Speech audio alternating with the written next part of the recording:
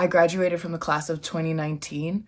I'm a counseling psychology major with a minor in studio art. So I was lucky enough to have the opportunity to make this video for you all in this time of physical distancing and social togetherness, as my current boss would say, to be able to reach you all and speak to everyone about my story, especially when it came to making my children's book, 𝘊𝘍𝘍𝘐𝑚𝑠. And I really want to know more about what your stories are. What do you want people to see and how do you want to reach them, especially when it comes to holding our communities accountable or finding holes or spaces where we feel need to be filled.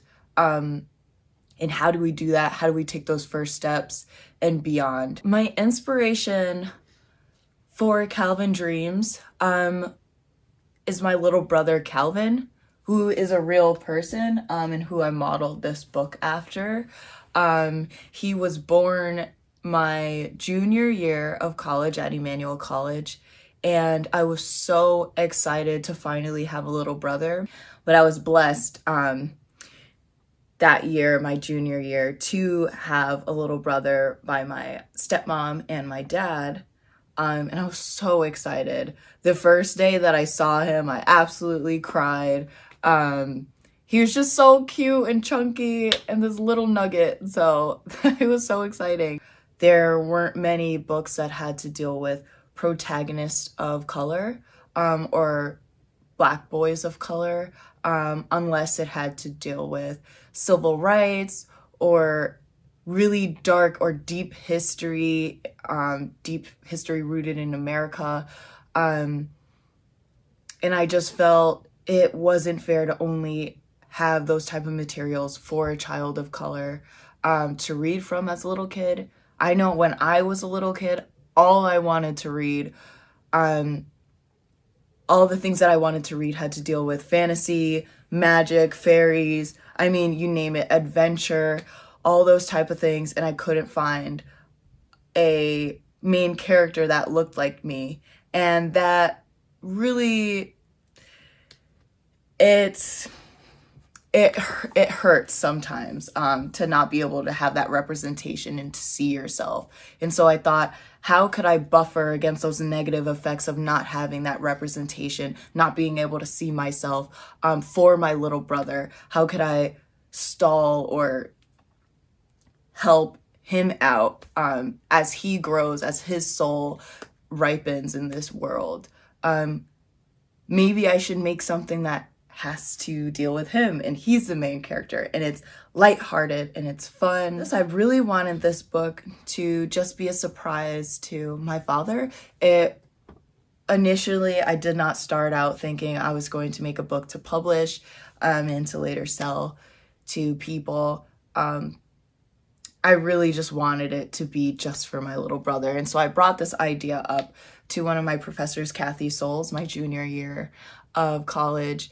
And she was able to help me snip and clean up this idea and really allow me and give me the space to do this my senior year in an independent course on bookmaking. I started out with some simple sketches like this. I mean, you can see all my chicken scratch here and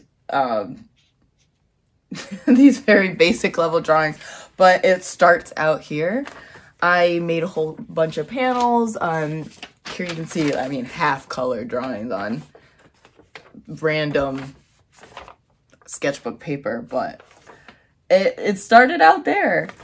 So that was my process in doing all the sketches. Then I moved on to photographing my actual little brother so that I could have something to base off my sketches. This is my little sister Tiffany Houlder and 𝘊𝘍𝘍𝘐𝑚𝑠 here helping me in my dorm room in St. Anne's Hall. We had a little photo shoot so that I could prepare for really honing down and drawing these images. So after I got all the actual pictures that could pair with my sketches and finding a whole bunch of dreamlike images that I could incorporate in his fantastic adventures and dreams that he'd be having in this book.